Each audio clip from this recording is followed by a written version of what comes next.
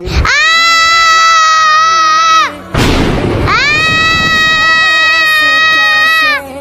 बेटी, ये तुम्हारे हाथ में क्या हुआ? मैं खेल रही थी तो मेरे ब्लेड लग गया। अच्छा, रहने दो भाई, बहुत दर्द हो रहा है। चल बेटी, मैं तुझे इमाम साहब के पास लेकर चलता हूँ। अरे रुको इमाम साहब, अभी हम आप ही के पास आ रहे थे। हाँ बताओ क्या बात है। अभी वो अच्छा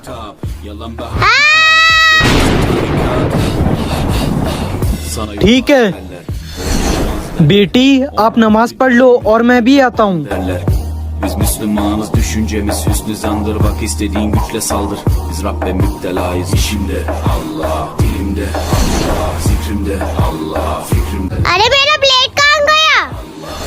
अरे भाई ये बच्ची नमाजी है, जब जे नमाज पढ़ती हो उसके हाथ में से ब्लेड निकाल देना।